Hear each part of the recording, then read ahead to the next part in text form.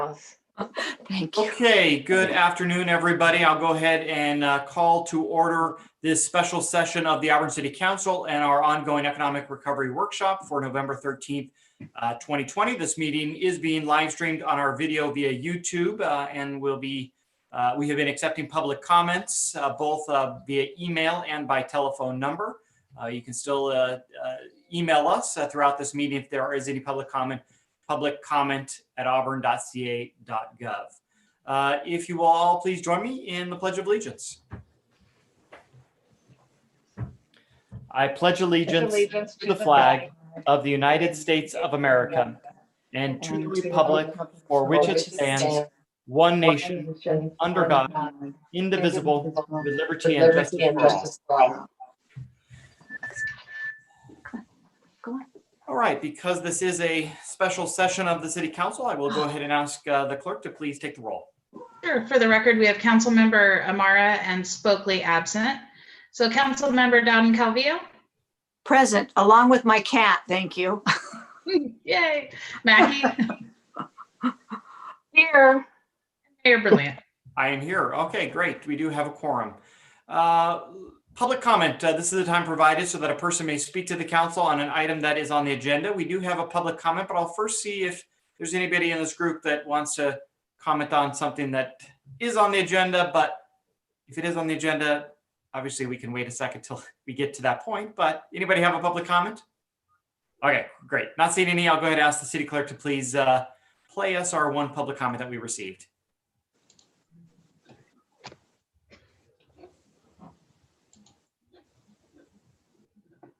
Hold on just a second.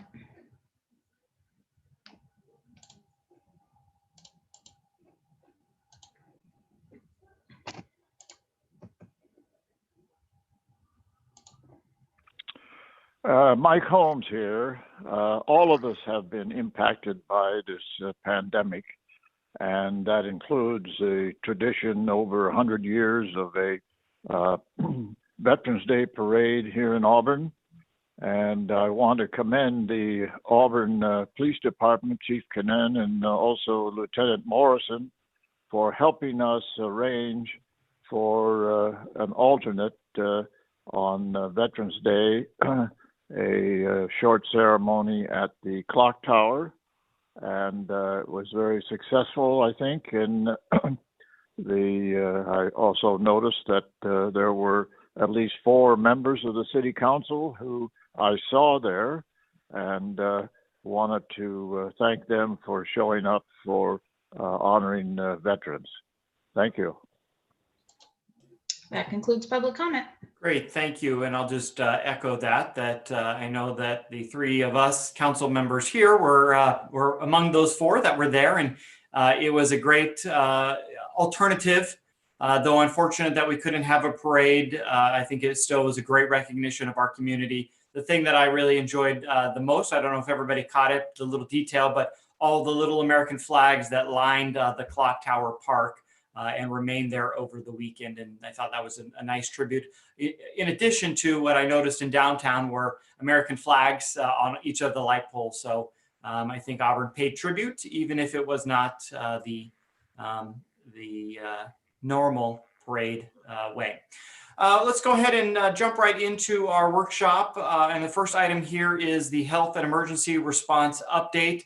I did meet this afternoon with our county leaders, including our Health and Human Services Director / acting health officer, and got an update on where we are as far as the numbers. So our daily new case rate right now is sitting at 9.8, which is in the purple tier. Our test positivity is at 4.8%, which is in the red tier. So based on the average daily new case rate hitting the purple tier, we might as well just rip the Band-Aid off right now. We are expecting that the state will move Placer County to the purple tier by next week. And you may ask why next week when it's supposed to be a 2-week period. And even though technically the red tier, by the way, while it was announced on Tuesday, technically goes into effect at the end of the day here today on Friday. However, if you remember, we actually were meeting the metrics of the red tier a week ago. and the county filed an adjudication, more or less an appeal. And even though we lost that appeal, that week is still counted in the 2 weeks that we have been measuring to be in the red tier. So essentially, we, including this week, will be in the red tier for 2 weeks. And so it is anticipated that unless something major changes, the purple tier will occur next week. Now, the county does plan to file an appeal and adjudication again, using some of the same concern the first time, primarily in the fact that while the metric numbers, again, they look at the daily new case rate and the test positivity, while one of those metric numbers has met the tier for us to move into, there are a number of items in the guidelines, including testing capacity and the equity measurement. And if you remember, when we first talked about the equity measurement, there was some concern about how that could be held against us. Well, it turns out that at this point, Placer County has been doing a very good job of ensuring that those vulnerable populations that are measured in that metric actually are getting the same level of care as everybody, the rest of the community. And so the health equity measurement actually could be helping us keep us in the red tier. So they're going to use an argument that I think is very sound. However, it is completely up to the state on whether or not they will accept it. So I guess for planning purposes for all of us, it is likely that sometime next week we will go into the purple tier. May not be on Tuesday. It may actually be towards the end of the week, kind of like the red tier announcement was. While we met every reason to go into it when they do the tier change on Tuesday, the county will adjudicate it.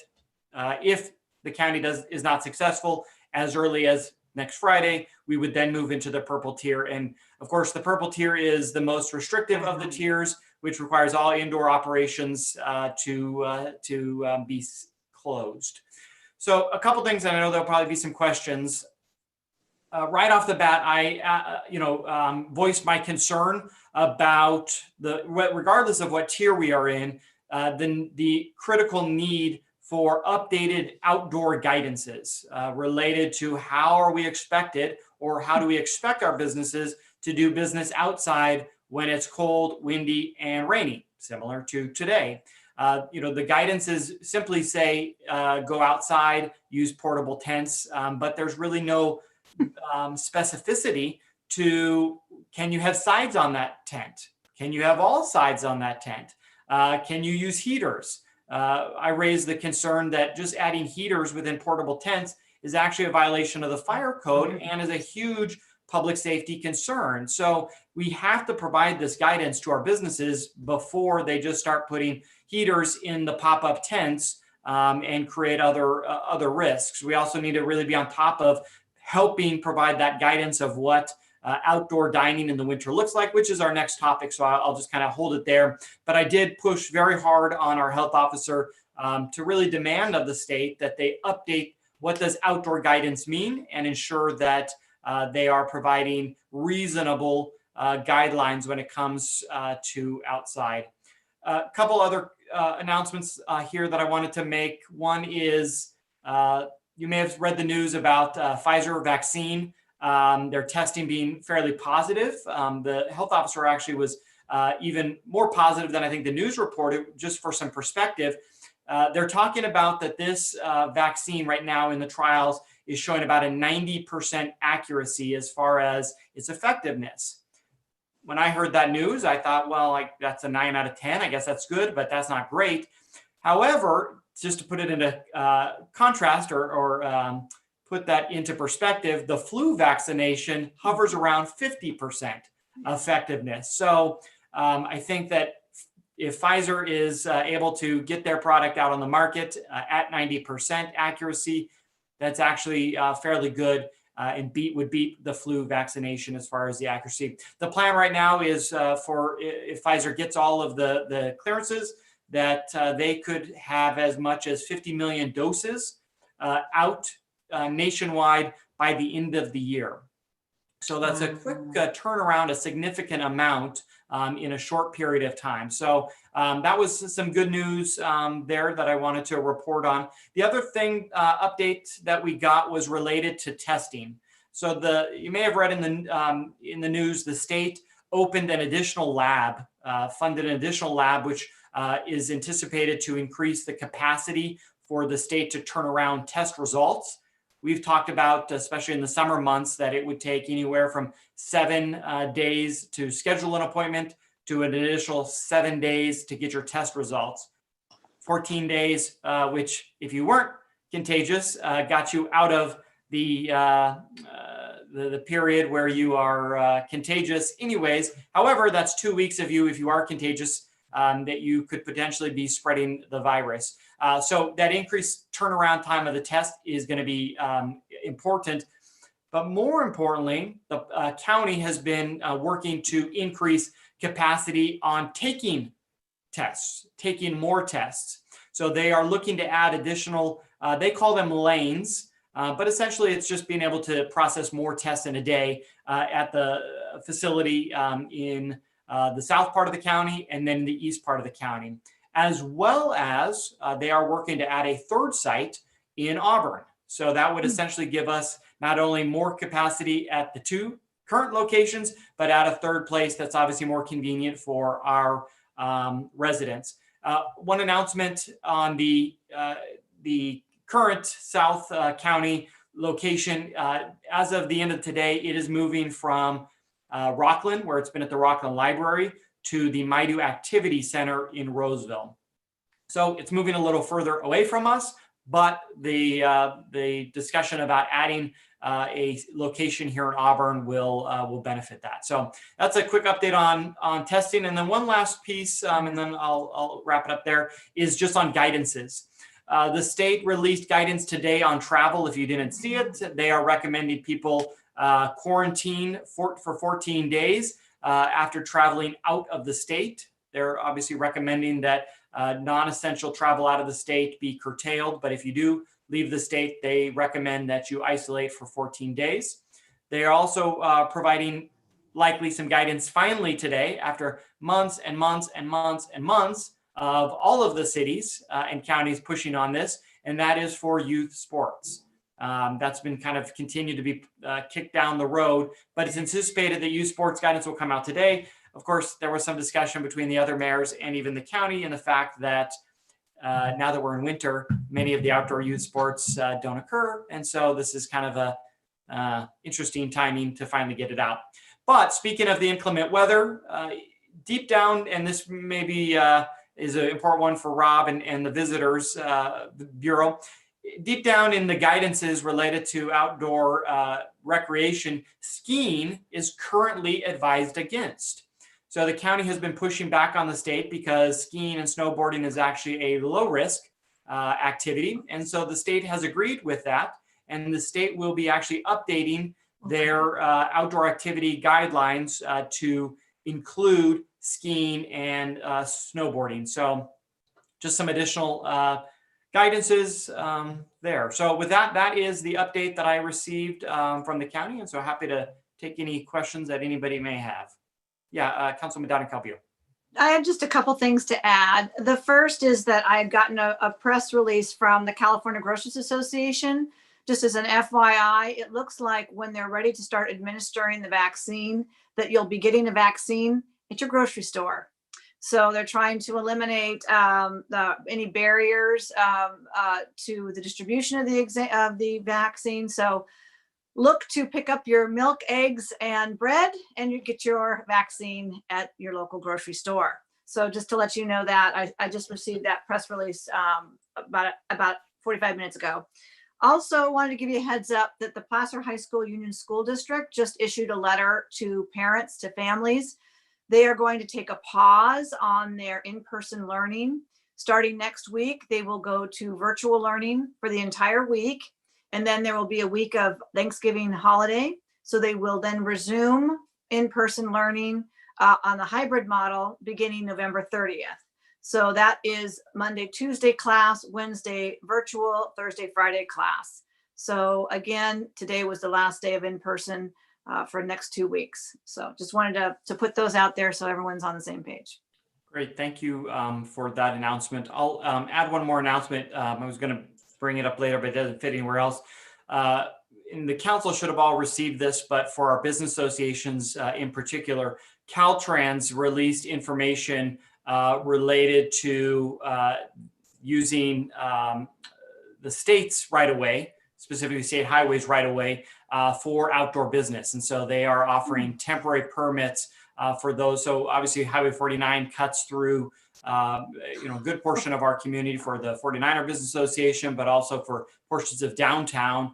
I'm not sure we've had a specific need. However, Caltrans did release that. And so I will share that with the business associations so that you can share that with your members, those of which may do business on the state highway.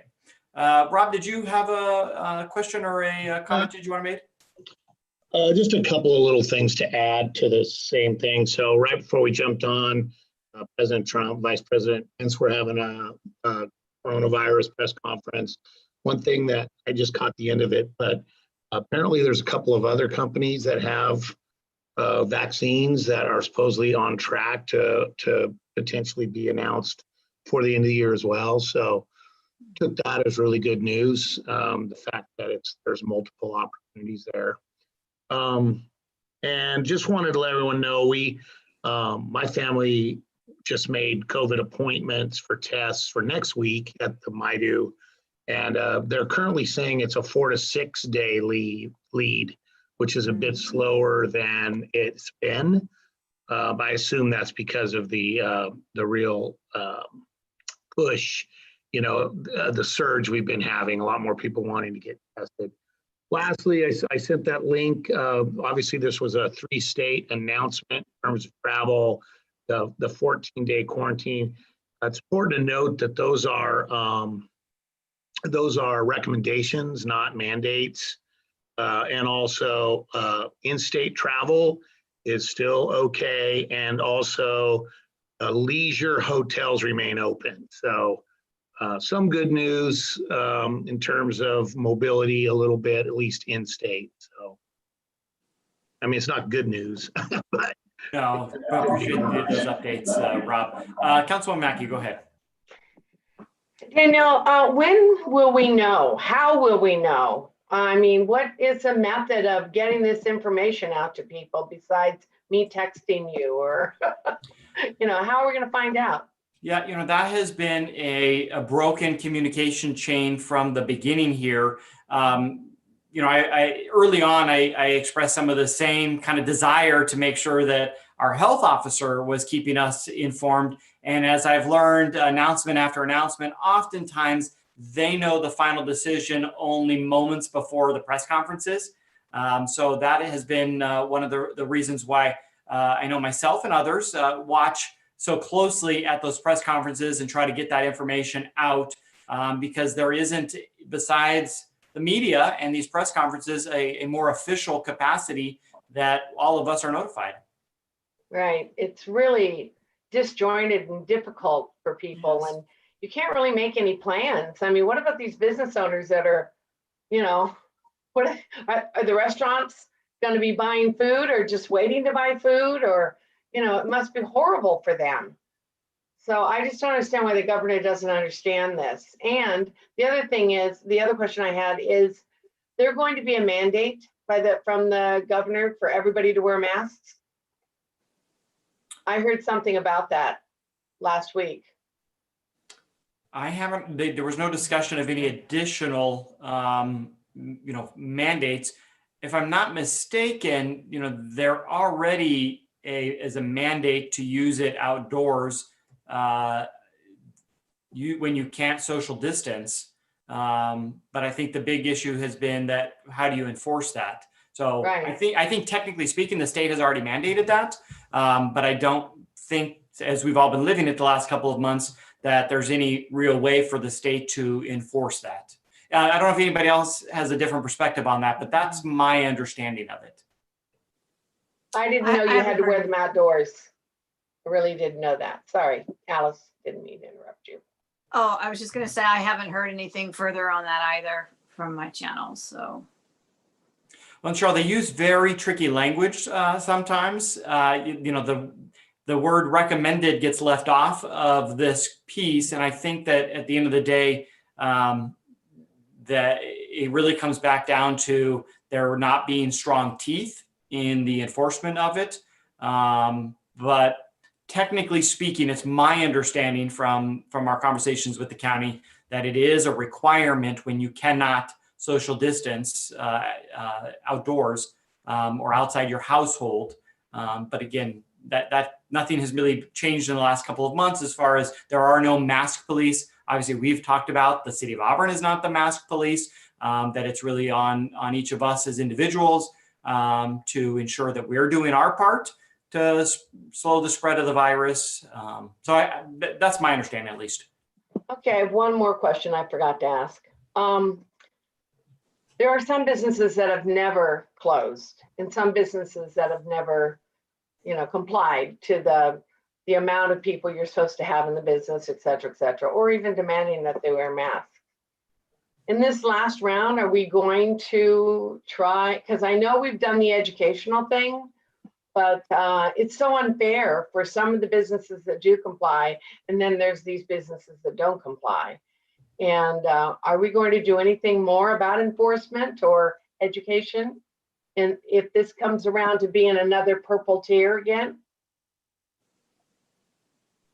So I'll turn to the city manager to get his take on all of it. I know the discussion of enforcement is a challenging one, to say the least, because it's such a visceral issue in our community. And I guess one thing from my perspective, my thoughts on your question is the balance between the safety of our community and slowing the spread of the virus and the guidelines that the state has enacted are really balanced with the employment of our community and people's jobs and the livelihood of their businesses, and how we then intervene in both the fairness aspect that you bring up. When one doesn't but the others do, it's an unfair advantage. But I just know that it's a difficult conversation that may need to take further discussion amongst the council on whether we want to change our direction. But I'll turn to the city manager to let him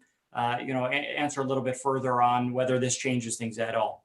Yeah, so rolling to purple makes things really easy from an enforcement standpoint because it shuts most things down. The one thing that we know is that as we've rolled back into the red tier, the fitness businesses, yoga, all those things, they can't meet. They can't. We take everything based on a complaint basis. Really, there's a three-part approach that we've been taking with folks. We ask them to comply, then we tell them to comply, and then the third stage, which we haven't gotten to, is where we will then do a citation. And in this case, mostly we think that we've gotten compliance, but I'll share with you probably one of the toughest ones. The number one complaints we get, yoga or the Pilates studios. Those are the number one places that we get. They all blow the whistle on each other. And now as we move into purple, it's really easy. You can't. And in red with those businesses. But I think we're just going to take it on a complaint basis. With the restaurants have been awesome, by the way. They have all been exceptional. Going into many of the restaurants, it's been as easy as visiting them. The spacing, the number of tables that they have open, awesome. Outdoor dining, perfect. But I think we're going to have to take things on a complaint basis. And I think going back into purple will be really rough because there are some people that simply are not going to want to close. The idea of losing their livelihood is going to be a challenge. So I would imagine that it's going to be a tough go. Instead of being a three-part criteria, I know there's going to be a point where we're going to basically be begging some of these businesses, look at, you have to close or you can't do this. And I think it's just going to be on the education standpoint, but going to purple, it looks like most of the state's going to go purple because the test rates are just going so high. And in a week and a half, we have Thanksgiving. And not for a second do I think that people are not going to get together with their family. So I think from an enforcement standpoint, we're going to educate. And if we have to get to an enforcement on some things, I think we'll sit back, we'll find out where the county's at, where the other cities are at. We are not going to be the first city going out there and beating up our business community. That simply won't happen. But it's not easy. And like I said, going to purple will actually make it easy because it summarily closes things down. You're either closed or you're violating. April is saying no to that. Let's hear what Yeah. April. Yeah, go ahead, April. You're on mute though. I'm looking at the industry guidance on the website, and it's telling me that in purple, retail is open 25% capacity. There was change in October, so that's not closed. Right. And I think Our gyms, indoor dining is closed, but not retail. April, aren't gyms allowed to be open at a small capacity in red? I think they Yeah, are. in red, but not in purple. Yeah, it should be down to 10% in the red, closed in the Yes. purple. Like April said, right now we're down. Restaurants and retail are at different percentages. So now that we're in red, restaurants are at 25%, but retail is down to 50%. So in the purple, it's restaurants are down to no indoor dining, so 0% capacity, where retail goes down to 25%. Now, retail is actually a metric based on the number of square footage and that. So there's actually a measurement to try and determine that. But retail, the typical business is only going to be able to have a couple of people in there anyways. But restaurants, 0, everybody else, 0. Yes, and we also have all the service industry, the hair salons, the nail salons, they're going to be back to 0 again. And, I'm really concerned about our businesses that will be forced to shut completely, again, like those, at least retail. And I think that we have some options to help with the outdoor retail and dining, and we're focusing on those. And I'm 100% supportive of that. But I am very concerned about those businesses, like the yoga, like the salons, and we've got a lot of them that are going to have to shut their doors because they can do some things outside, but they're so incredibly limited as to what they can do outside. And who the heck wants to get a haircut in a storm? I mean, and again, not a women's style, but I mean, Daniel, go out in the storm. So I don't know what we can do. I'm very concerned about those industries, though. I'm glad to hear that a vaccine is on the horizon, at the end of the year, but the reality is it's going to be months before the general populace is able to benefit from that. So I think we really need to be creative, especially for those businesses that have to completely shut their door. Well, in reality, Alice, there are going to be people that are not going to shut their doors because if they shut their doors, they'll they're go out of gone. business. I hear you. They can't hang on any longer. So they're I going to be doing it, behind closed doors. We're going to have speakeasy hair salons. I mean, it's ridiculous. The It hair, is. the hair salons can stay open in purple. Right. They are exempted. Yeah, he exempt them a couple weeks ago. Oh, I didn't know that. I Yeah. didn't know that either. What about manicurists and? Well, it says hair salons and barbershops can open indoors with modifications in purple. Okay, well, what if it's just because remember at the And first time nail around, salons say the same thing. Okay. they do? Okay. Put them all under salons, Cheryl. Yeah. Salons. We're just gonna Well, put it all as in it there. should be. Body As I it think should salon. the biggest thing is like everything goes down a percentage, but for most part, like bars are closed without food. Drinking at home again, all alone. Never Ian stop. Randy. Well, thank you for the clarification on the Thank purple. you, I was appreciate afraid. that I was afraid they all had to close, and that was very concerning. So, too. you know, I do have a question, and Daniel, I don't know if you can answer it, but the Mandarin Marketplace is coming up. And I know that he's most of it is outdoors. Sorry, I can't talk today. Most of it's outdoors, but he does have a little bit indoors. Does that mean he has to shut down all of it, or do you have any idea how he should proceed with that? I don't. Well, I'll have to follow back up specifically on how the purple tier would change the marketplace type of events. I know that the farmers market, flea markets are all kind of bundled into that same type of outdoor events. So well, I don't even want to take a guess, but I think that's something we need to follow up. It sounds like on all this, there's still a lot of confusion even for us, just because Yeah. a lot has changed since we were in the purple tier to begin with. You know, there are some modifications to the guidelines. And so I'll work to try to get an updated list of what changes when we get into purple so that we know going into tomorrow. Because Cheryl, to one of your points early on, how are we going to prepare our businesses if even us we don't who even are the know. most informed on this, are struggling with it, and the guidelines do change. And as I mentioned, there is no communication tool that the state uses besides the county health officers, who then are to kind of carry it out. But if I could just, close with one item here, Cheryl, on this is I am completely sympathetic and understand the struggle of the fairness when it comes to businesses who are violating the state's guidelines. But I will tell you, at least from my perspective, is we need to keep our focus on trying to keep these businesses open. Yes. And whether that's continuing to pass out masks and hand sanitizers like we have.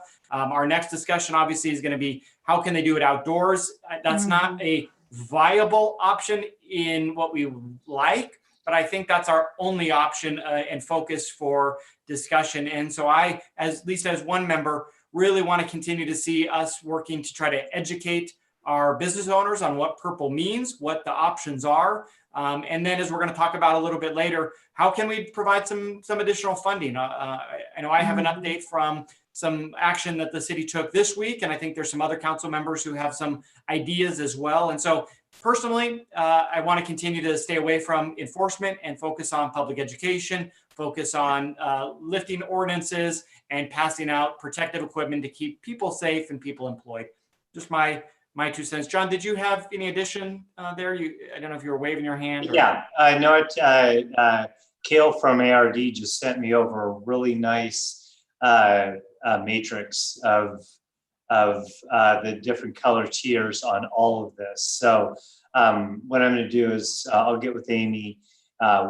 We will put this onto our website, and I'll shoot it out to everybody who's on this call right now, and we'll get it out. But it's really good, and so I'll get that out to everybody right now, because it has all all 4 levels and all the different activities. So we'll get it out. That would be great, John, and we'll look for sharing that with the community and with all of us. And I'll just end this portion of the update with one thing. I track every week Auburn, our specific zip code 95603, our increases. And since last week, it's been hovering. We've gotten down to being, only half a dozen each week. And this week we saw 25 new cases. So in the big scheme of things, the numbers are still relatively, low.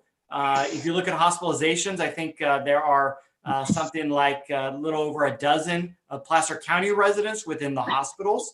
But the number of new cases, 25 in this past week, is definitely an increase from what it has been over the last several weeks. So Auburn is following the county's trend as well as the statewide trend as far as new cases. But I wanted to throw out the hospitalization number because I think all of us have been saying that's a key metric that isn't really followed. When we talk about the flu and some of these other viruses, we track, the actual impacts to people and whether that be hospitalization or deaths.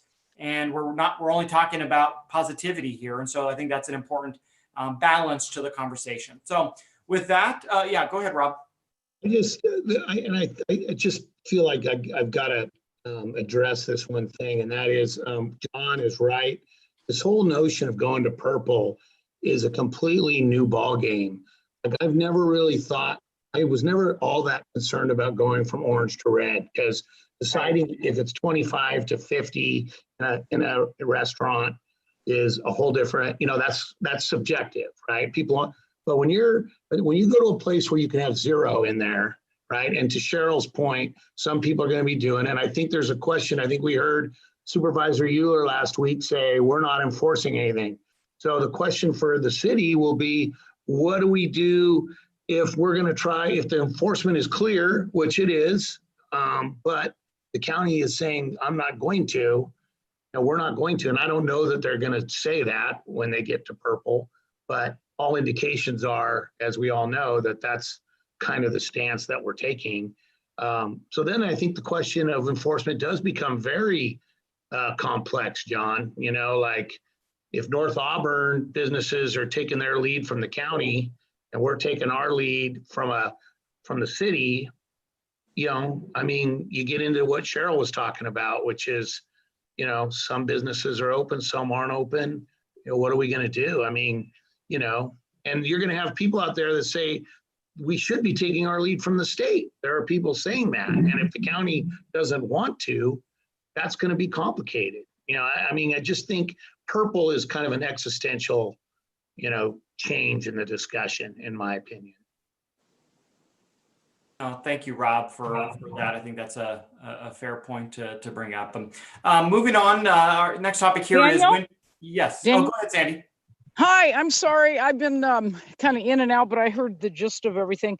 And, I hear what you're saying, Rob, and I think as a city, I think it's incumbent on us to really push the county to,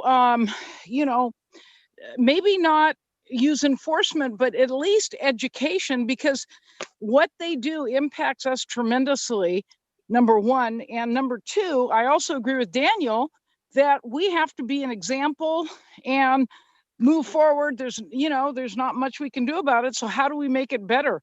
And I think our next discussion on how to winterize Auburn is very important discussion. So, and also I think we have to lead by example and keep indicating to all of our people, businesses, that, we have to wear masks and we have to distance. And I think that's probably the most important thing we can do, is keep saying that and doing it over and over, and imploring with the county that they have to do their part as well.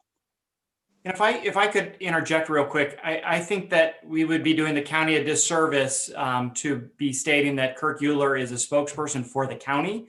Obviously, he has brought some very valid points up. I think he really does a significant amount of research and kind of provides a counterbalance to the things the state is doing.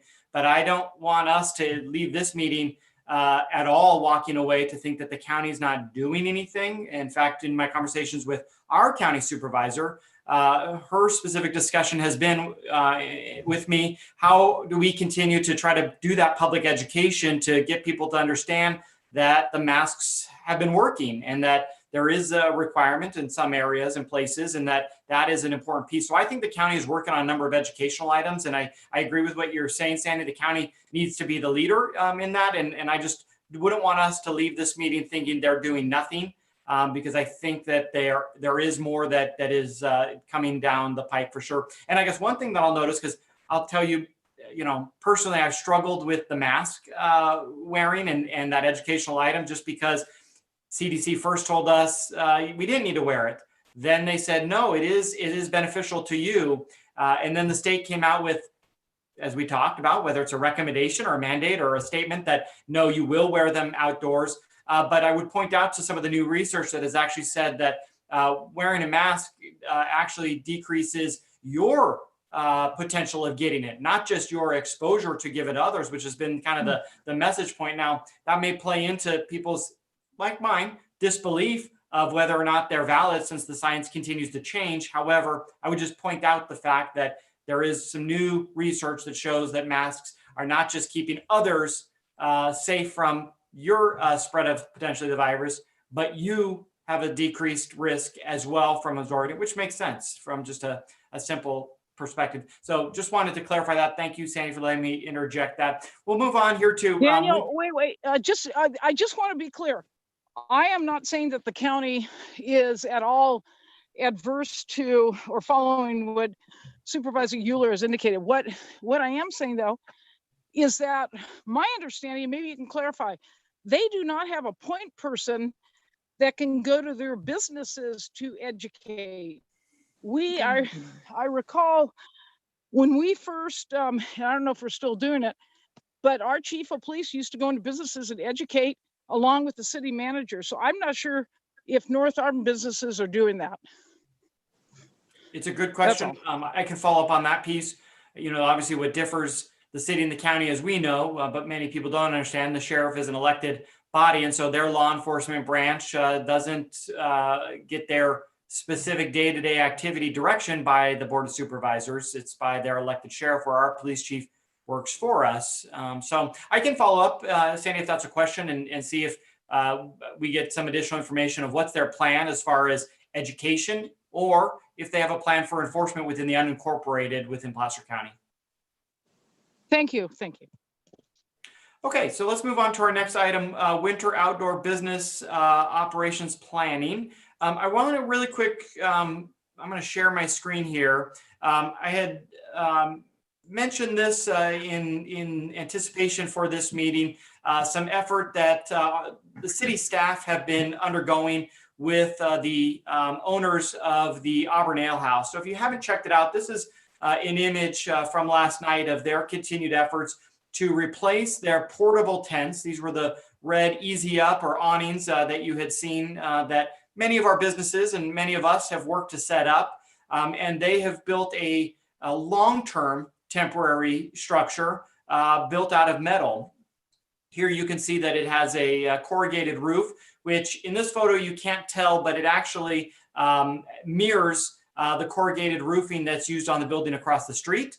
It also mirrors the corrugated roofing that is on the Carpe Vino building. However, that building, they have actually put a stain on it to actually take some of the brightness of the silver away and add to some of the historic look. So this picture is just a moment in time. There's still work that is being done with it, including trying to make it look a little bit more historic. But I just wanted to, here's another shot, just kind of bring this up and show this as we kind of lead our discussion, just because the city staff have really treated this as kind of the test case in how we can construct a more winterized, good looking, but safe alternative to eating inside. Here you can see they have strung lights inside of it. In the first photos I showed you, they added this extra panel around the edges, which really will help. The hope is decrease any wind or breeze on people's legs. They'll then be adding space heaters inside of the location itself. So the city manager and I were out there meeting with the business owner. The days blend together, but I guess that was yesterday. And they too are not sure what this is going to do. This investment between this structure and their rear patio, which has a similar look and feel to it, costs them about $15,000 in an investment. So obviously, as an anchor restaurant, they have a little bit more capital, but it is a risk for them just because they're not quite sure whether people or not will want to eat in it. But the hope is that by having it still relatively open, it still meets all of the guidelines for safe eating to decrease the spread of the virus by having some siding and then the heaters. The goal is to keep people warm. And then by using this metal that is actually bolted into the ground, both into the street and into the sidewalk. I would note it is not connected to the building. And that is an important clarification as far as the building code goes. By also using metal versus the fabrics at the other tents, it allows for the space heaters, which is not really allowed by the fire code. And so this really kind of meets a lot of gets us out around many of the codes that are out there and made it a streamlined process. But it is a financial investment that this business owner has taken.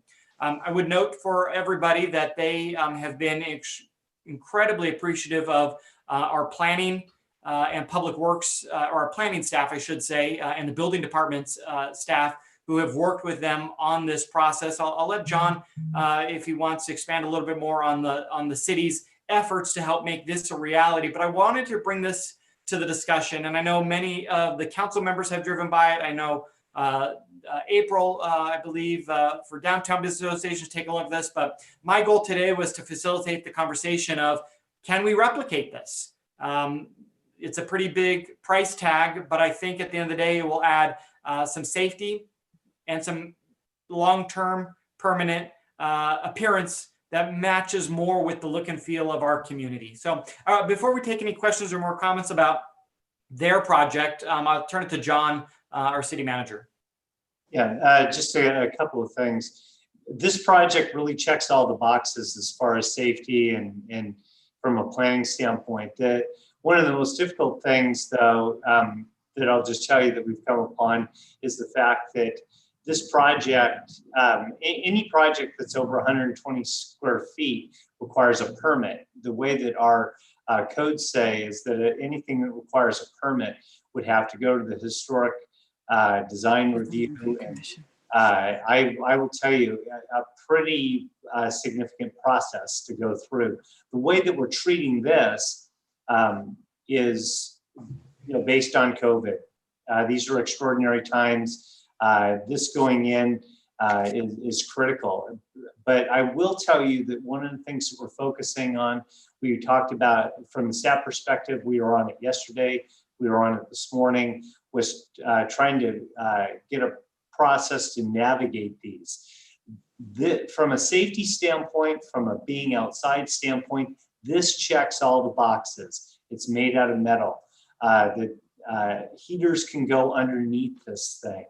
The way that they've used the corrugated panels to create kind of a modesty screen there to protect people's legs, that is going to be huge.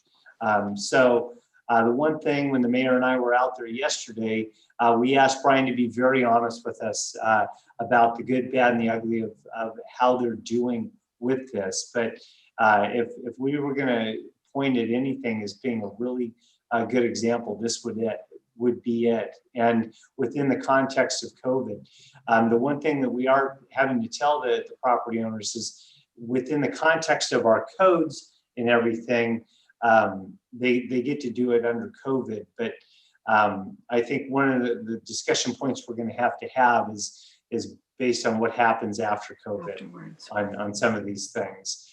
This certainly is the perfect example. And gosh, if we could have other businesses that wanted to do this, from the city staff standpoint, we'll get out there and help them put it up. It really is a good example.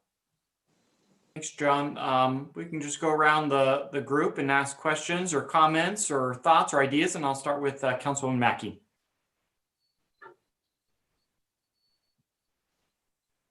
Sorry. What a great idea. Who came up with it? Who designed it? Actually, the owners of the Ale House. He is I think he's a contractor, John, if I'm not mistaken. That was his past life. And so he has been doing the design and the build out. So because of that, would it be more expensive for another business owner to do it? Probably. Because they'd have to get it designed and they'd have to have, it constructed. And I mean, I'm sure he didn't construct it himself, but he saved a lot of money by being his own designer and probably his own contractor on this. So $15,000 doesn't seem like very much money for that. That's why I'm asking the question. And I would note too, $15,000 doesn't just include what you see in this picture. It includes the work that was done on the side of the building as well in their back patio. So the cost goes down. It's a good point. And John, I don't know if you, in our discussions with Brian, have any other thoughts on because you're right, probably the fact that the labor was done by the most part through him, but the design. But is there a way to take Cheryl's comments and maybe model it after what our planning department has done with ADUs and create a more or less template design that we could just hand off to somebody and they could build it? The brilliance of this is the simplicity. Right. And when you go up to it, it is simple. This is measurement. They're using just metal studs that have gone in, doing the measurement on these things. The calculations are simple. This is basically a metal patio cover that they've put out there. But like I said, the brilliance is the simplicity. It's pretty easy to put up, I mean, they did this. This entire structure went up in the course of a couple of hours. So there's not a lot of rocket science here, and it really is. It's a brilliant design, and it's easy. And like I said, it checks all the boxes from a safety standpoint. Well, you're absolutely right. It's a simple design, but it's a simple design because it sits pretty flat on a building that's pretty front facing. And there's going to be other kind of buildings in this community that are on an angle or sit on a slope street or that might want to do this. So, it's great that it only cost him probably less than $15,000 since he did improvements to his patio as well. But just to get kind of an idea of what it would cost people and how many people does this seat in here? What's the capacity? Do we If know? I'm not mistaken, John, it was in the 40s that they anticipate to be able to seat. And if I'm not mistaken, John, that didn't include, they plan to keep the sidewalk open. However, they plan to put some, I think, picnic table-ish type of tables along the wall of the building itself. So the full sidewalk wouldn't be completely open. But John, I didn't take away that 40 was including the picnic table numbers, but might have been. What was your take? Yeah, no, we went out to do the measurements. The total measurement on this is 500 square feet. It takes up 4 parking spaces, and you're right. I think the number that he said was that they think that keeping the path of travel open and everything was going to accommodate probably 40 people. But like the mayor said, he kind of has a concept for some additional picnic tables that might go in on one side, but 40 people and like this whole thing, we went out and measured it yesterday. It's 500 square feet. It's pretty cool. So Daniel, you said something about how we as a city could do this. Are you talking about in other areas that we could build one as a city? I think the answer is yes. I think that we, in my opinion, we should have staff put together the designs so that the planning department has them ready to go. I think you're right. There's that this location, though I will note, is not completely flat. No. But it is definitely not at the angle that some of our other locations could likely be. But I think having the city prep approval of the plans to just kind of hand out and even participate as they have been with, going out with helping with the measurements. So when you do have slopes and other hurdles that maybe aren't completely identified or weren't impacts here. But I do think that we should talk about putting some more kind of community-based structures in key locations. And as we talked about at our last city council meeting, and as we can talk about in the funding component of some of the requests we've made of the county, I think we should be working with the business associations. And so whether it's any of the business associations or the chamber or us as the city take the complete lead, but find some key locations. John and I walked right across the street is a great one, right outside the post office. We abut a number of restaurants that may not have the street parking that this does as well. And those are city right-of-way spaces that I think we should go ahead and build and see how we can then get people to use them. Councilwoman Amar and I were having a good conversation. I'll just throw in to this point as well, that, obviously we're very focused on restaurants and have been, but if we open up and build some more public areas or community-wide, community-specific locations, Central Square could be one. Any of the parks, we could add them, but make them open and available for retail as well. I don't know how that would completely look. And I think that, we need some help from our business associations and our merchants, but giving some businesses that maybe based on the lack of capacities under the purple tier need to move outdoors as well. So long way of saying, yes, I think staff should pick some key locations. I think we should look at what that cost is. And then I think we should build them. And then in addition, allow other restaurants to use this as the model so that we can get away from the portable easy up tents that have got us through what we thought was going to be only a couple of months, but is now turning out to be easily through the rest of this calendar year. That in my mind is not just safer, but the aesthetics that it adds matches easier in a historic district than the pop-up tents do. So long way as a way of saying, yes, I think we should take the lead on this. Thank you, Daniel. That's all my questions. I think it's great. Thank you so much. Jackie, go ahead.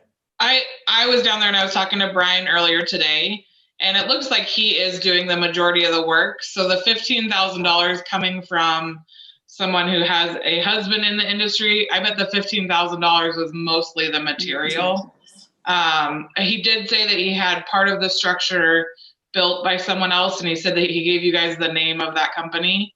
But he was out there on his hands and knees doing nails. So, I mean, labor is a huge portion, and Mike can contribute to that too. Labor is a huge portion of any job. So I think that he probably $15,000 is mostly material.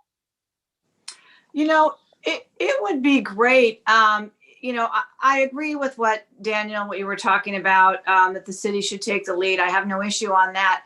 But, if we are truly establishing some partnerships, I would love to see if there are some contractors out there that would partner with the city, even in helping us to construct some of these things. If we, to help us reduce the cost and other businesses as well. I mean, we might be able to work with them. I don't know if, if there's so much through the chamber or the other business associations, but it would be great to see what kind of partnerships we can establish there as well to assist us. Because again, Jackie's right, labor is huge. And the reality is, Daniel, as much as you and I would like, I don't think that we're going to be able to go out there like we did with the planners in April.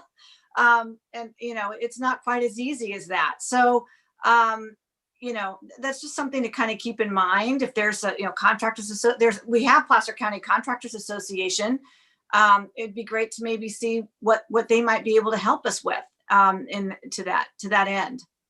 I heard, Alice, to go along with that, I heard the Lions Club has a president that is extremely talented, and I'm sure would take on this project. No, just joking, Cheryl. But actually, hitting service clubs isn't a bad idea as well. Yeah, that's a good idea. Yeah. And then my only other question is, are there enough lamps or heat lamps out there, or is that going to be part of our discussion?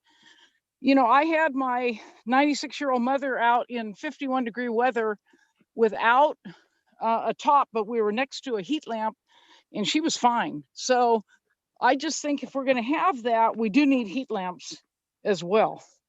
So one of the things that I really liked about this design, however, you're not going to see it in this specific one, is the fact that you could hang the heaters from the ceiling. In this location, they don't have the electrical capacity or the gas connectivity. Obviously, those are additional costs and additional items. However, it does give that so that you could do that. John, I think it was you who had mentioned he was up. You want to give your Poor Choice example of having, being there at where they had the heaters out, and if I'm not mistaken, you actually were hot, not cold. Yeah, no, those heaters work remarkably well. I was there on Wednesday night, and It's amazing. I think they had like 4 heaters out on their little patio area in the back there. It was wonderful. And I mean, this is a bunch of people in shorts drinking beverages, and it was just fine. I think that as an example of the Auburn Ale House, I bet you they get away with as few as 2 in there that'll keep that area pretty toasty warm. But it's having the right heater and device. And Sandy, It's to the your propane heaters, and it depends on what size they are. And if you get the right size, and Yes, then you probably would only need a couple of them. yes. And to Sandy's point, I think we should, in our next section here about funding, I think the answer is yes. We should talk about, is this something that we fund as well? Or how do we secure funding for heaters? Because the building of the structure is one component. The decorating of the structure is a second component, but the heating of the structure is a third component. And I think, as April has done such a good job in downtown, maybe it's the business associations that take the lead. Maybe it's us. Maybe it's us as a group and bringing in the service clubs and others that maybe we can help fundraise some dollars. Again, I think I started the conversation with, the Ale House is an anchor restaurant in our community. They can make these investments. So even in talking to Lisa Ford, the owner, she let me know that the ability to have outdoor dining over the summer when we were when their restaurant was closed inside or even at 25% capacity, if they had not had outdoor dining, they would have gone out of business. And so if they are at that close of a margin, being, again, I consider them an anchor in Old Town of how well business they are able to do. Think about all the other smaller restaurants in our community that cannot afford to even buy space heaters, let alone this type of structure. So I would ask that we hold that part of the conversation to maybe the next element about funding. But I think the answer to your quick question, Sandy, was yes. And go ahead, Marjorie, and then we'll come to you, Mike. I have a quick thing on partnering with contractors. Does that get you into, having to bring in bids and prevailing wage and certified payroll and all that? It's a great question. Since we're talking about some city-owned locations, I think we're going to have to do a little bit of research. The city has done some other projects that there's been ways to rightfully get away from it. But then as the Downtown Business Association knows, doing the work there in Lewis Street or the Art Park, prevailing wage is a component of it. So I think the right-of-ways and sidewalk or streets, John, may need to be a piece that we do a little bit more research on. I would safely assume that when we talk about the parks, that the answer is yes, prevailing wage is required. Yep. But how volunteerism plays into that too, I don't know. But Yes. Allison, do you have a piece? We should have. Yes, I was gonna, sorry, Cheryl. I was gonna say volunteering, is something separate. And then there may be some ways around that prevailing wage rate with the COVID emergency declaration as well. So we need to kind of look into that, as well. But I think if we can get, like I said, some volunteer, that would really obviously help us in that particular issue. But John, it would be good to know if there are any exemptions from the prevailing wage rate requirements in the COVID state of emergency. Yeah.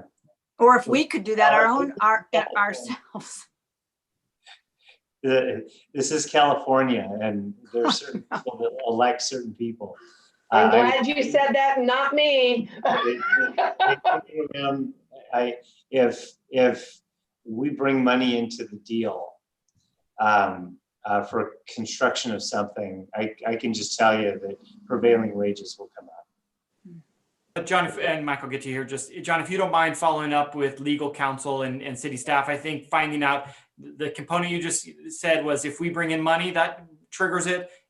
Is ownership of the land an absolute trigger, or is there any exemptions that get us through different options here that may ease it? Is using volunteers versus skilled but non-prevailing wage? Again, these are very sticky components, but it would be good just to spend a little bit of time just to look into the labor laws and any exceptions that would make it easier for us, or allow us to streamline some of those labor practices that are there for good intentions in California, but may not meet our needs of during this emergency. You And could shake your head, that's all right, but And let's include in that, you can ask Gary to look at the executive orders, because there might be some provision in there that deals with the prevailing wage rate. Again, we're in an emergency, and so, there might be some wiggle room there as well. Mike, Carson, I'll bring it to you. I know you've been patiently waiting. Thank you. Go ahead. No worries, sorry. And to go off subject just a little bit here, when I saw that ale house structure out front, it made me kind of just think of other potential opportunities. And maybe, we all recognize how parking in downtown and Old Town has always been a big issue. What if we take this and push it even a step further and come up with a program that provides EVA only and no auto traffic down there except for service, and open this up to a bigger audience? You build it and they will come kind of thing. Outdoor dining, a lot of people like that. Maybe there's a potential for city revenue for shared use of right of way, all that kind of stuff. But I would think that, that little spot right there, to me, if you multiplied that down that whole area, would just open up all of Old Town for a totally different feel, and you keep traffic out of there. No cars except for service and EVA. I think that's a great piece to bring up, and maybe a topic for a future meeting, because I think it will require a lot of more discussion. But I will say too, when John Dunleavy and I were down there yesterday, I asked him to kind of start coming up with a vision of what we could do that changes the flow down there, whether it be the back of Washington Street behind Cafe Delicious, which is underutilized. Is there a way to maximize that into parking? We have the triangle piece that's in front of the post office that as well could be reutilized. So I think even your thoughts of, even further restrictions of traffic through there, is a valid discussion and some hurdles. But my 2 cents for everybody is that the city staff really should be working to come up with some long-term visions, because the changes that we as a culture and as a community are making into the acceptance of eating outdoors and using our space more efficiently, our public space, is an important one. And I just hint at this, and I realized that I may be the only council member that was on the council at the time, but we did have a very lengthy and very heated discussion about 4 or 5 years ago related to allowing a business to use one of our publicly owned pocket parks. Yeah. And back then, the other businesses were adamant against it, but we are in a very different world than we were even in 5 years ago. So I guess, Mike, I think you're dead on. I think, John, that we need to start looking at some long-term planning as well. And everything we're doing here kind of, I think, is taking us into some baby steps into it. It's not on this agenda, but I'll just mention it here in April, that in your report, you can expand on it. But on Tuesday, the traffic committee will be reviewing the Downtown Business Association's initial proposal to turn Lincoln Way into a one-way street to maximize, merchants' use of that street. Right now, it's being used obviously for outdoor dining, but I think, April, this may be your term, but reimagining, our community and the flow of our traffic, I think, is going to be a positive out of all of this. And I don't say that lightly, because people have died, people are out of work, people are struggling to stay in business. But I do think that there are some opportunities here for us long-term to look at the flow of our traffic and the opening of public space. So that was a long way, but Mike, I think that was a good point to bring up. Did you have anything else, Mike, while we're here? No, that's good. Thanks. Great. Sandy, did you have an additional item? Oh, no, thank you, Mayor Berlant. I was just going to say, Mike, Matt, I like your vision. I love your vision. I'd be happy to go with you to talk to Nina, president of Old Town Business Association, and at least give her some ideas to maybe throw out. So I'll talk to you after about that. Hey, I have a question that maybe John can answer, but if the city gave money to the business associations to build it, Could that be a way of getting around the prevailing wage? And maybe Mike can answer it too. I don't know. We'd have to ask the attorney. It's city money on things.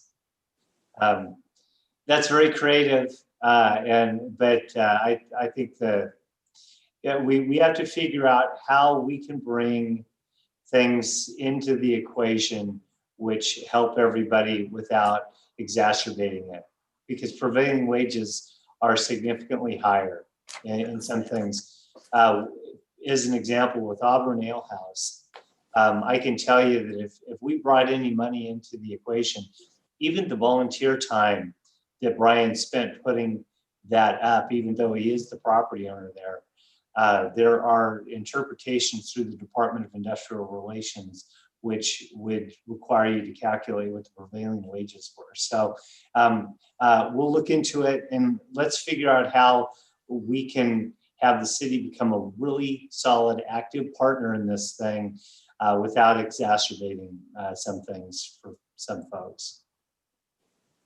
Thanks, Jackie, for bringing that up. Cheryl, go ahead. Really quickly, since we're on this topic of prevailing wage, a few years ago, we tried to pass a measure that would have made Auburn a charter city. And one of the main arguments in favor of that was so that we wouldn't have to pay prevailing wage if we were a charter city. And that was a very important part of the discussion. At that point, they were trying to make it so that if you had volunteers, you had to pay them prevailing wage. That law didn't pass, but chances are the state might try and do that again. So just in case anybody here on this panel forgets it, if there's ever another measure that wants to make Auburn a charter city, please be in favor of it, because this is the reason why. The perfect example of how we have to pay 40 to 50% more for labor than we would if we didn't have to pay prevailing wage. So anyway. No, thank you, Sorry, Cheryl. It's good to have that historical perspective passed down to all of us so that we don't try to reinvent the wheel completely and can learn from those items of the past. So thank you for that.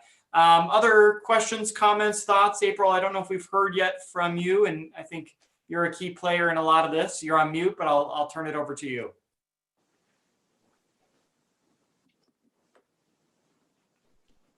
You're still on mute, April. Maybe I can help you.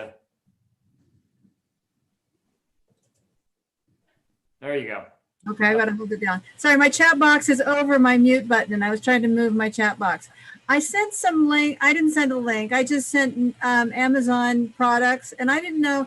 One is a large, it's a kind of attractive carport. So it's a kit. And then one is a gazebo, and they're both steel and aluminum. And because what I've really been trying to think of, because I feel like we have favored kind of a few restaurants for summer. And I worry about Edelweiss, and that's, it seems like that would be a location that could have the kind of structure that you see at Ale House. Whereas if we're trying to provide a common area for retail and pickup and curbside and all that, I think it might require closing Lincoln Way for a while. But I mean, like you said, the, something in Central Square, and I struggle to try and figure out how we can serve some of the businesses across from Central Square, like the Bodega, A-Town Bikes, and now Uptown Printing is there, and just to have some kind of a location. And with the, I just don't know about putting a lot of money into outdoor dining during wind and rain. I mean, I don't know. I mean, so my head was more like providing shelter and small space for curbside and pickup and ordering that's covered and warm, but it's not sit down, and so maybe there's heaters and there's lights, but in terms of common areas, that's kind of what I'm thinking. And that if some businesses can get grants or something like that for the kind of structure that Ale House did, I can think of lots of places that could actually benefit from that. But it's hard to, you feel like you're playing favorites like we have so far, and to really accommodate all the businesses that need this, it's pretty overwhelming. So that's why I've been focused on the common areas. I appreciate that, April. I think, just to balance the concern, it's not, I wouldn't call it favorites because it's really been whoever has asked. You and many of us have stepped right in to help them. But I do think you bring in some valid points that we are concentrated a lot on eating outside. But there are other options. And there's a lot of businesses that, focus on the takeout portion and do very well in our community with takeout. And so I think that's, needs to be part of the myriad of options here that we have to provide, protection from the rain, to encourage people to go curbside and be able to safely and easily and warmly, get their food. And so I think that's an important part of the conversation. So thank you for that. And I would note too, not all the restaurants, in talking to a couple, they don't have the luxury like Ale House of having street parking right there. Especially if you have parallel parking spots, you're not going to have as much room. If you don't have any parking spots, that too adds a lot if you're not right on the street. And so it's not a one size fits all, but I guess I would just counter the part of it hasn't been favoritism. It's just been those who have asked, and we've made that work. But I think you're right. We need to think bigger picture. And again, it kind of goes back to the comment that Councilwoman Amara had said to me earlier, which is it shouldn't just be about dining. I think your point of curbside pickup, but also retail. All of these are components of outdoor business operations. And I'm just going to remind everybody, I mean, in the best year, in a normal year, December is huge for retail. And so anything we can do, I mean, if people want to shop local, but there's 25% capacity in the retail, having a nice place for them to wait and queue up and feel like it's okay, I think might be critical to the survival of a lot of our little shops. So that's where I am. Other comments or thoughts? Yeah, again, I agree. We do need to focus on retail. They do, benefit so heavily from the holiday shopping. And when we were talking about the centralized areas, I sort of envisioned, having, maybe some dining, or maybe it is waiting to pick up or what have you, but that you had other, retail items there as well. I mean, there's a lot of coordination there, but I would love to kind of see that sort of the concept that I thought was this sort of an outdoor mall, if you will. Even how great if someone is waiting for their order to pick up, that they're shopping here and they need to pick up a little gift or something, and there's an opportunity to do that too. Again, I understand that some store owners are staffing and they don't have staff to do that. It's difficult to have to man operations in two different locations, but it's tough all the way around, I guess. But I would like to see that, so as well. And there are. I agree. I'm sorry. I'm just going to chime in with what Alice said. I think, if you see people out and it creates an atmosphere where there's a lot of people, I think it helps. Retail helps everybody, and it does bring people into town and offers retail an opportunity for, foot traffic to come into their stores. So I just concur. Thank you. Other thoughts, questions, comments, ideas? Yeah, go ahead, April. I do have a question, and what has been confusing when we've been trying to plan for a holiday atmosphere, and that is, like the tree lighting. In the past, people have accumulated, and I thought, well, maybe we should ask for street closure on the whole intersection, but I don't even know if we should do that and bring people together. So I'm really confused about what the city might be thinking in terms of even allowing the encouragement of people to gather, except for, specifically to patronize. I mean, do we have a Santa on the balcony of the promenade who has a clothesline in a basket and can pass notes back and forth from kids or something? Or is that even like too much? Trick or treat was pretty wild, actually. And it scares me a little bit to encourage people to come out and gather in groups and stuff. So I don't know if the city's going to have a policy on that or if we're just kind of on our own. Yeah, I'll let John pipe in, but April, I think your concerns are valid, and that not having true hard guidance makes it difficult. One of the reasons, again, I've been pushing so heavily on some more winterized guidance. And if you remember, I pushed really hard back in June on the county and the state to tell us what are we going to do on 4th of July, because in absence of guidance, people just do whatever they want to do. And so they may not do it in the safest manner. But if there's a way for us to not just say no, because people don't like that, and we can do that, and the state does that, but then people don't listen. And then we get what we saw on Halloween, which was in absence of clear guidance or more support, you get everybody and their brother who just wants a sense of normalcy. And it really may not lead to the safest of situations. I will say, for everybody's sake, I am working with Lisa, and we'll reach out to you, April, as well, to kind of figure out what we can do for the tree lighting ceremony, and what are some alternatives this year that still make it safe. But John, I don't know if you have any thoughts on official guidances from the city related to events like that. And I think it's important to note that we did just do it, and not we, but a group of people, without there being any organization or involvement by the city, held something at the Veterans for the Clock Tower for Veterans Day, and the 3 council members here, we were all there and can attest to the fact that probably 90% had face coverings on, and it was outdoors, and people kept their distance, and I didn't see a lot of handshaking. I saw a lot of elbows, and so arguably, I don't think you could say that was unsafe. So, John, you may not be able to give an official stance on it because Veterans Day was not an official event, but if there's any thoughts you have that help April's point, I think that would be helpful. Yeah, it's not the city. It's the state guidance. The state guidance says that only outdoor gatherings, and according to the thing, maximum of 3 households. That's what it says. And so the ability for the city to sanction anything isn't there.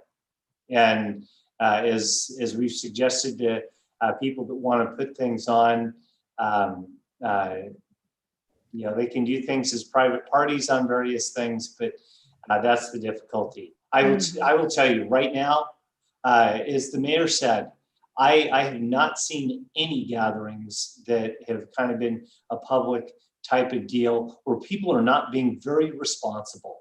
Everybody shows up. Everybody's wearing masks. Everybody's trying their best. Maybe the Halloween trick-or-treat thing might have been quite a challenge when you dump 2,000 kids into downtown. That was not so much. Yeah. But the problem, the reality is the state has their guidance, and we that has to be the party line. If people want to do something differently, then it just won't be city sanctioned. And I would play counterpoint too to the Halloween comment, because obviously it was probably a little overwhelming for all of us how active Old Town and downtown was, and it was exciting to see all the kids' faces and all their costumes. But I think it was a lot more people than maybe was anticipated. But what if we had not held that? And again, we not necessarily being a sanctioned event, but what if it had not occurred?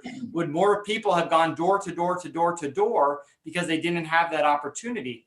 In my house, I saw 0 people. I know there are other neighborhoods that did see some, but significantly less. So I guess what we don't know is if that hadn't occurred, what would have been the impact to the neighborhoods, and would that have, on the counter side, been actually more dangerous and spread the virus even more? So just a counterpoint to it. Rob, did you have anything additional there to add as well?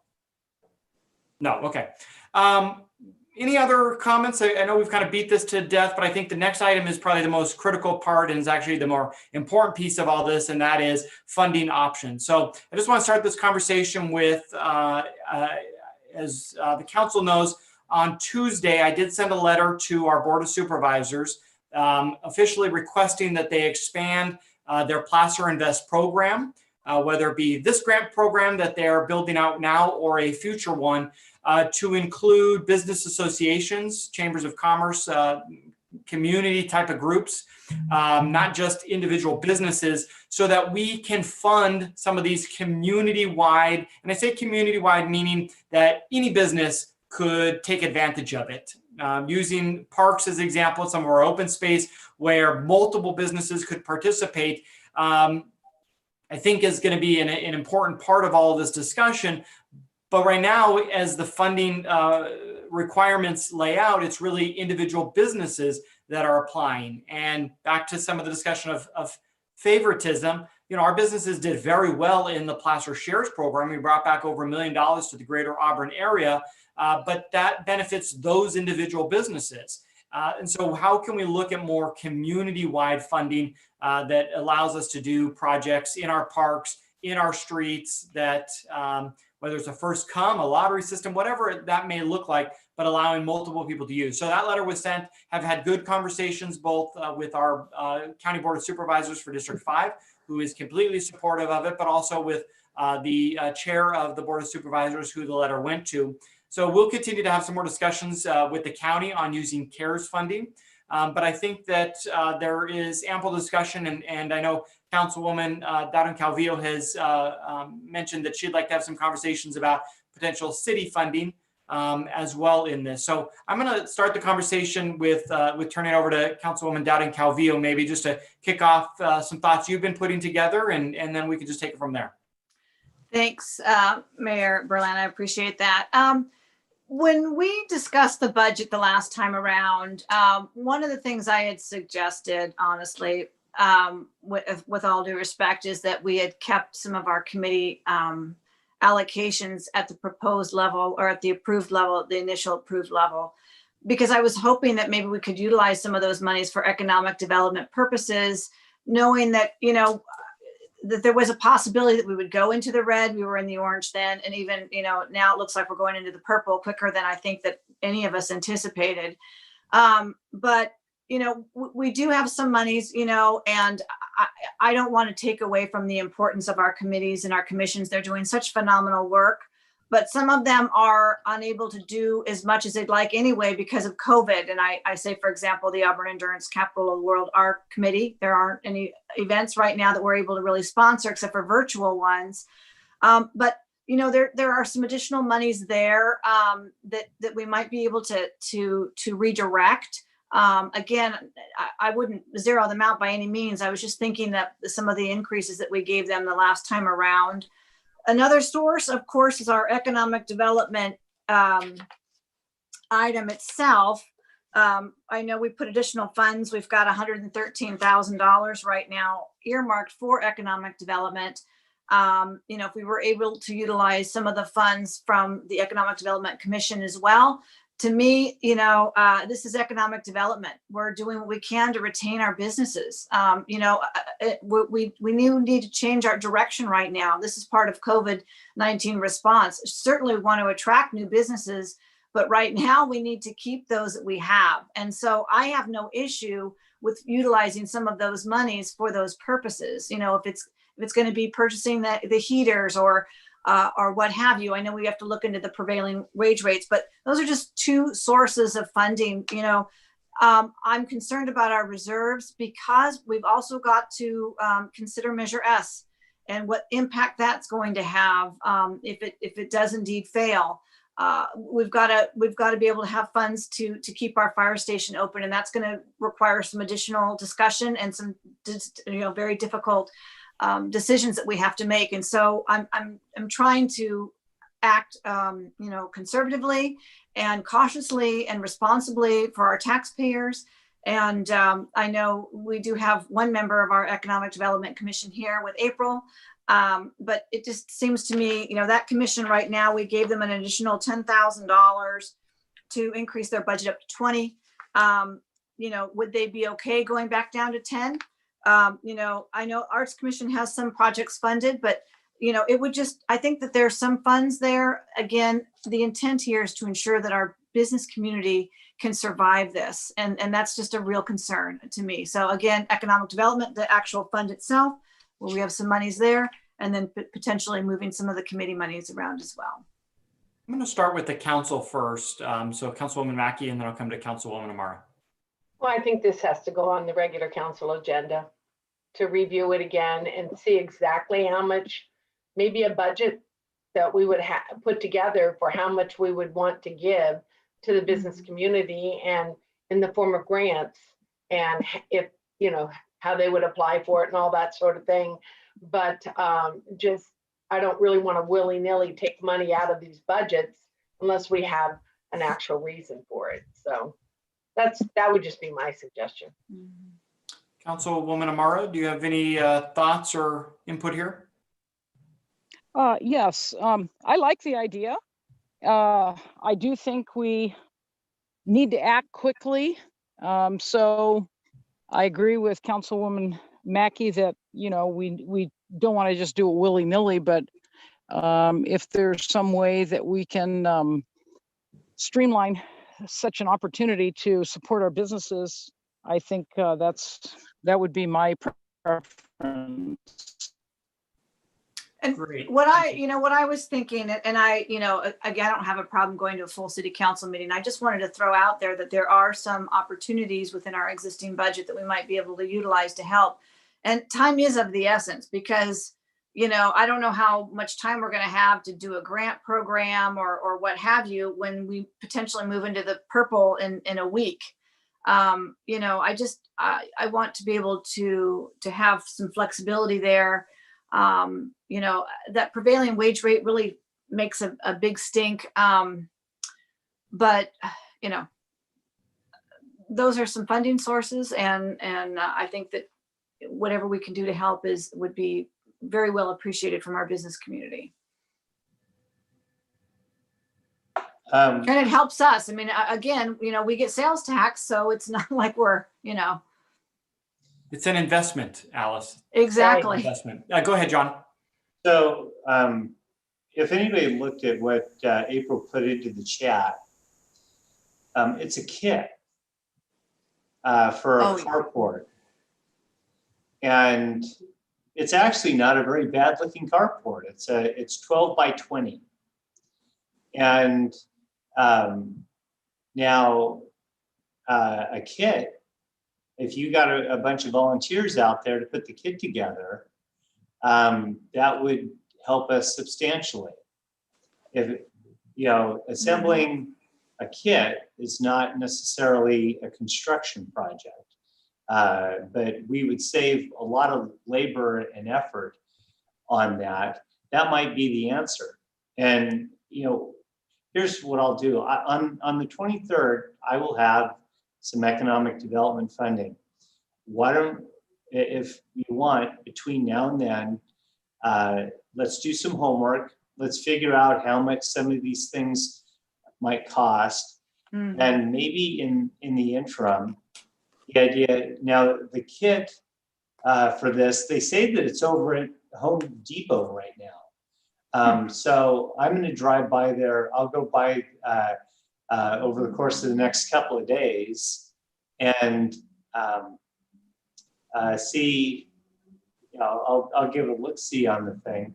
It has to be able to be anchored to the ground, which is important. But other than that, you know, if we were able to spin off, you know, 10 or 15,000 bucks to help us with maybe a combination of buying some of these things and maybe some heaters. Mm-hmm. So we'd have to come up with a system, but maybe that's something that we just work out. But these kits, they don't look very complex, and it's just following directions.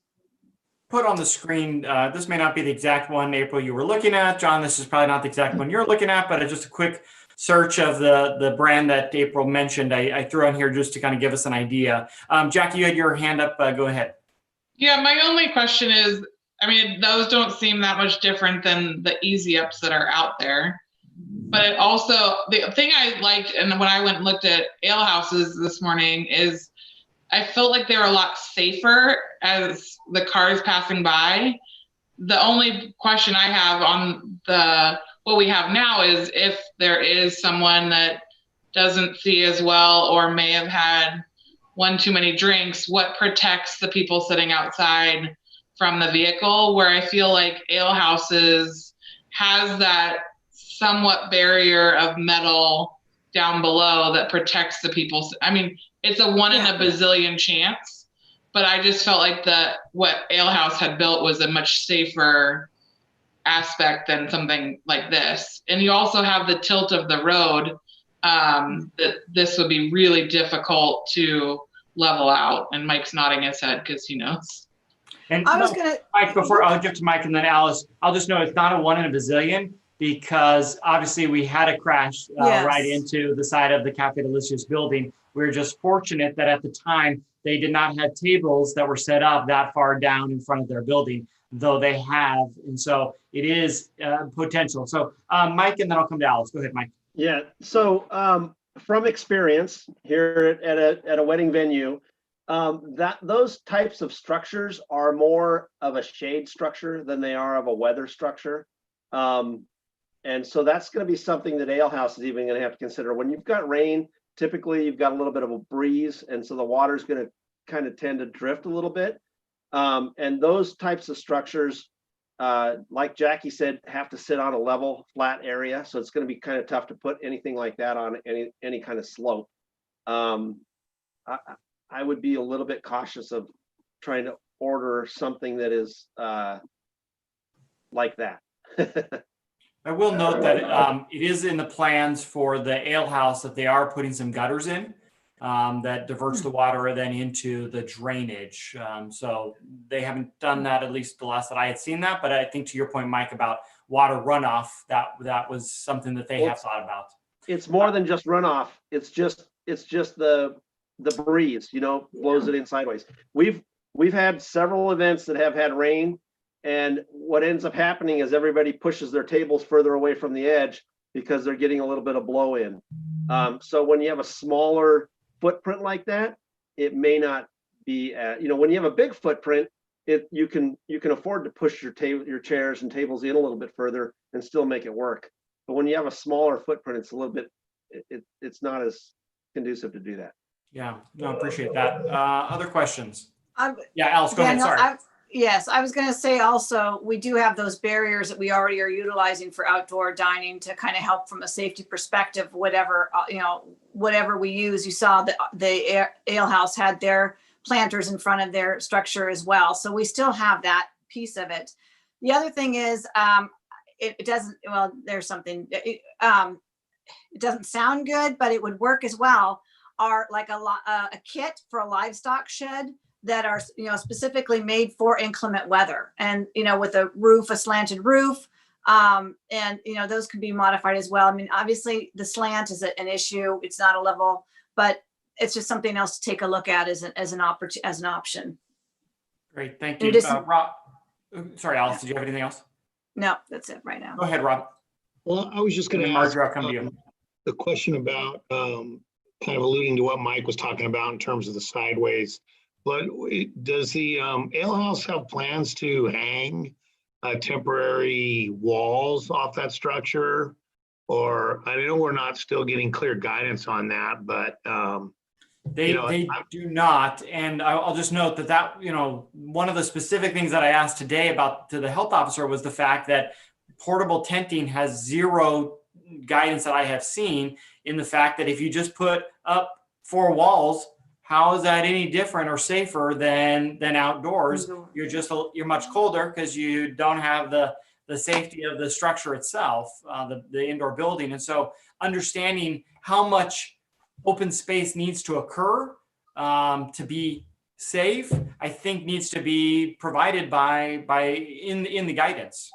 Yeah, but they don't, but my understanding, and John, you can nod your head, they don't plan to do anything on the sides beyond just the 30 inches or so that's down on the ground portion, specifically try to keep the wind off people's feet, but knowing that they needed to keep it open is why you see the rest of it open. So it doesn't address the rain coming in, as Mike was pointing out.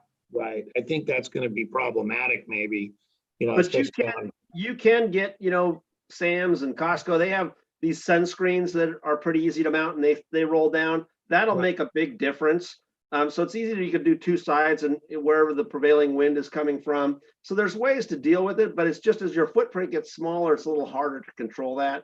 And then, further to the enclosed whether it's a room or not, part of the, I think, part of the issue is, the circulating air, that you've got air circulating, that kind of stuff. So that promotes it more, where outside you don't have that. So it's an unconditioned airspace.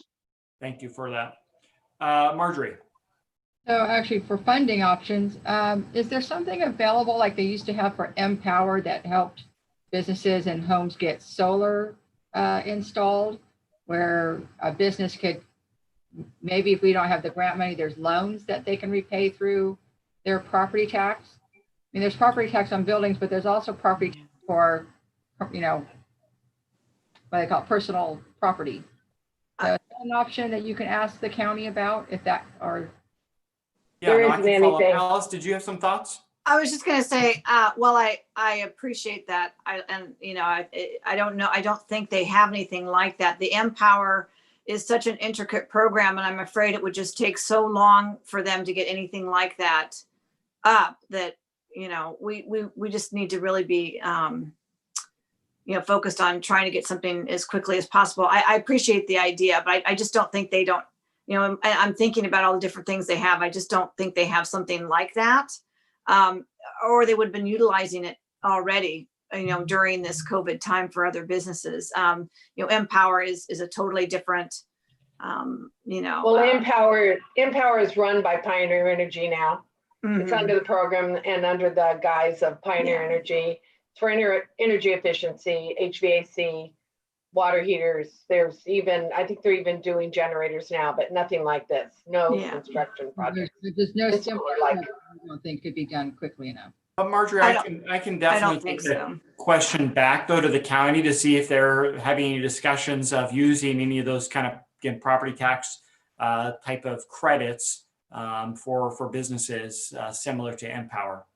I just wonder if these grants and free money doesn't come through, what is another option? And the only other option, if they have the money, great. But if they don't, because they've been hurting for 9 months now, what is the next option? And that would be a loan. So I'm wondering how that could work. Yeah. Okay. Other thoughts, Alice? Go ahead. I was just gonna say on the loan front, I wonder, with the Small Business Association, and there were all those loans that were discussed at the beginning of COVID. And so there might be opportunity there to do some, but that would be something on the, strictly on the private sector side. But there were some specialized loans that were, I remember, that were being coordinated by the federal government through the banks and so forth. I'm just thinking out loud. Yeah, we on had that. all the PPP loans that were discussed quite a bit in the initial, onslaught of this. Has anybody heard anything? I mean, maybe with the election, the focus, they haven't thought about it, but has anybody heard of any upgrades to any of the federal programs for federal dollars for businesses like PPP? I haven't heard anything new, and that's why I just wonder if there is anything. I don't, it just seems like the next logical step, that obviously PPE and then salaries were great, but then there are businesses that are having to make modifications, as we all know. So, it would be, it might be beneficial to take a look at that, or if any, I don't know if anybody has heard, if there has been some additional programs or loan programs for construction and trying to accommodate the issues associated with COVID. There should be. Seems very logical to me. Any other thoughts or comments? So I will, in this item with direction then, John, as it's been pretty clear from the council, if you could come up with options at our next city council meeting on items in the city's budget that we could go towards this economic recovery effort. Obviously TBA on how that would be used and how it would be allocated, but if you could come back with some options that we could use to allocate money towards this issue. I would like us to include as an option for discussion, the economic development budget itself, and then also taking a look at our committees as well. Those are just options, and there may be other options out there, but just to have them on the table for discussion, especially that economic development department. And I think the options is the key word there, John, because there may be some who don't want to see that, and that's okay as well. And if that's going to be the case, I think we as a council still need to have other items, whether it's, reserves, whether it's other savings, wherever it would be. I think the possibilities are endless and they're up to you, but I definitely think that coming up with multiple options for the council at our next meeting that we could allocate for this cause is the direction today. Or a happy year of the economic development person's salary that we haven't hired this year. There's Well, that's- other personnel salary savings too within the city that maybe are balancing the books elsewhere. But again, that's where I think there's plenty of room for discussion. While we've cut a number of things, I think it's really important for everyone to know that we made some pretty big reductions in our budget, somewhere in the tune of $1 million. Maybe there's still some savings elsewhere that we can prioritize in this emergency that need to be funded over some of the other things that we have cut. And again, we cut into people's pocketbooks of our own employees, I will note. So that's where I think this is this shows the level of criticalness that we are in now, 9 months into this state of emergency, that using some of our own dollars to do this is a critical item. Yeah. John, any questions you have on that direction, or is that clear? Nope. Got it. And Yeah, go ahead. just to clarify that, when I talk about the economic development department, I am including in that the potential salary or contracting we have for economic development activities. So any salary savings or what have you. So, because that has its own department. So, Sure. I was including all of those funds within that. Thank you, Alice, for that clarification. Any other questions, comments, thoughts on funding items? So obviously this conversation will continue in a couple of weeks at the city council meeting that we have it's not next week, I think it's the following week in November. Okay, moving on.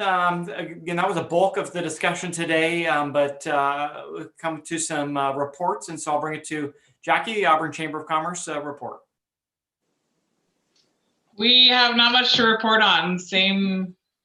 Going at the same pace. We have a couple businesses that are staying really strong. I think that everyone's a little nervous with the backlash of going backward in tiers. So we're all just kind of sitting and waiting to see what happens at this point. But nothing new to report here. Just glad that it's raining finally. Yes. Thank you, Jackie, for that. Let's go ahead and we'll do Business Association reports. And I'll start with Marjorie since she's unmuted. Hi, so haven't been able to talk to the individual businesses. I know across the street at the Air International, they're hiring for round the clock shifts. I think they have 3 shifts going now. Parking is full. They're starting to park over here. So they're obviously doing well. We're a different animal out here than the downtown district. We're not dependent on, people walking into our stores to do business. And so as far as I know, most of the business here at the airport business park are doing fine. I haven't heard anything differently. The Common Cider and Knee Deep, Moonraker, they seem to be doing fine as well. Appreciate that, Marjorie. You did note it, you are unique and there's a lot more manufacturing that's out there. And so, we focus a lot on things that benefit our retail and our restaurants in Old Town and downtown and 49. But if there's things happening at the airport, please keep us in the loop. Obviously, it's great to hear people hiring. I will note too, talking to a couple of the restaurants, they have struggled still in hiring people just because they are competing against unemployment.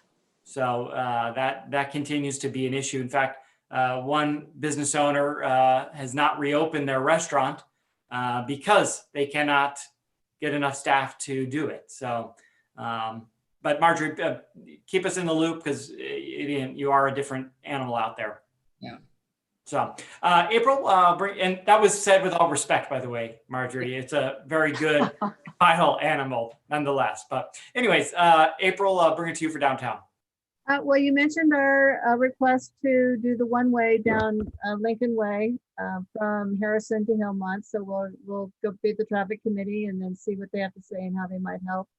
So far, we're doing a survey through the membership and we're getting a good response in favor.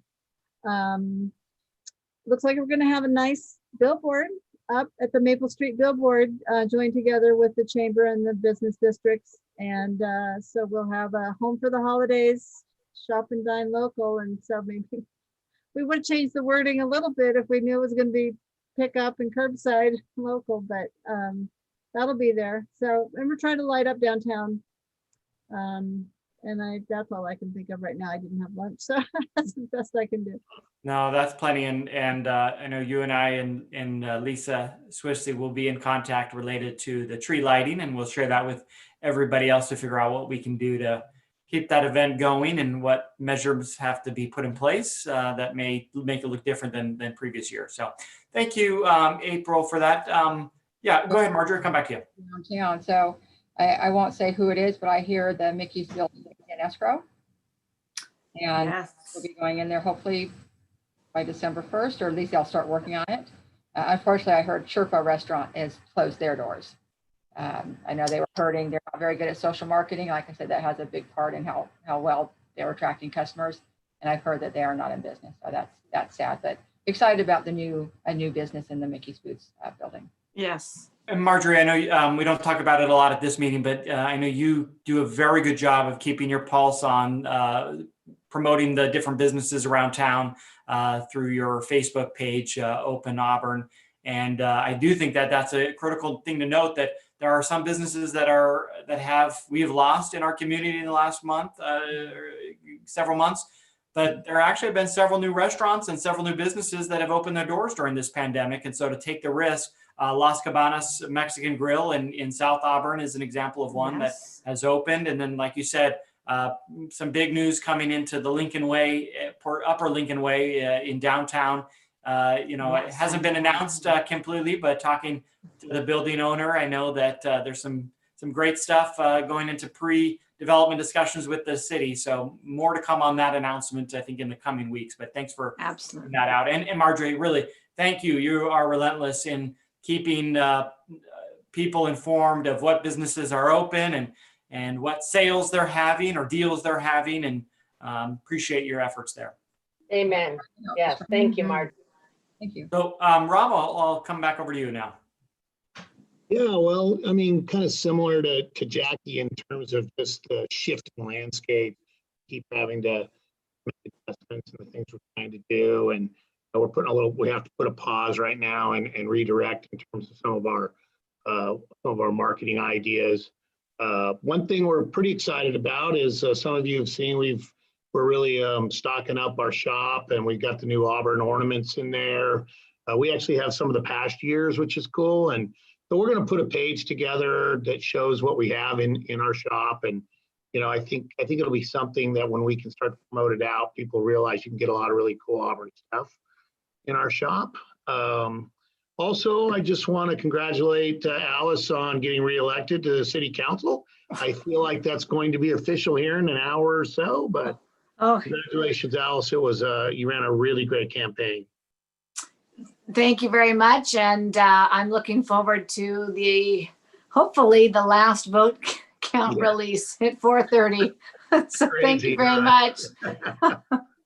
Thank you. I gotta believe they got most of them in by now, though, honestly, for Auburn. So yes, thank you. I hopefully that will be the case, and I will continue serving the great citizens of Auburn, and it's my pleasure to do so. My honor. Thank you, Rob. Sure. Mike Carson, did you have any closing items for the group?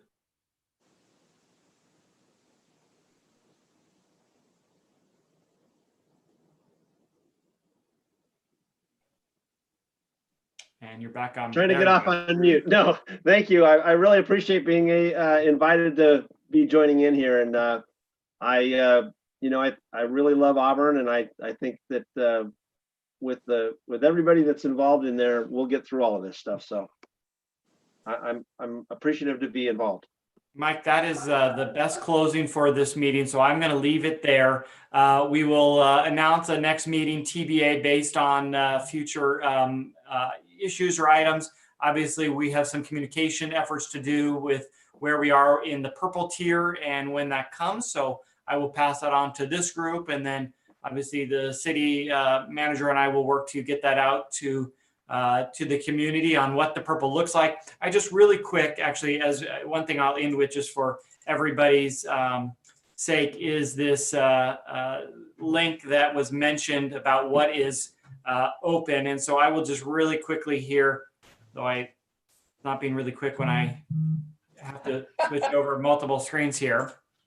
I will just end with this document. Is it sharing? Yes. Okay, so you can kind of see this document. You have the link for those on this meeting. We will push it out so that everybody in the public who is watching has an idea of the various sectors that are open. I think this is a very easy and clean way to look at it. Things we discussed real quick. Personal care services are allowed indoors with modifications. So I think that's an important clarification for everybody. Retail is open with modifications at 25% capacity. Again, not going to go through all of these right now, but I will share this document. I'll go ahead and post it after our meeting here on Facebook, and John can work to get this on the website. But this gives a very good breakdown of kind of where we are when we move into purple and when that will be. So more to follow on this meeting at our city council meeting. We'll continue the discussions about many of these items. So with that, I'll go ahead and close the meeting, and thank you all for taking the time today. Thanks, everybody. Thanks, everybody. Thank you. Have a good weekend, everybody. Bye.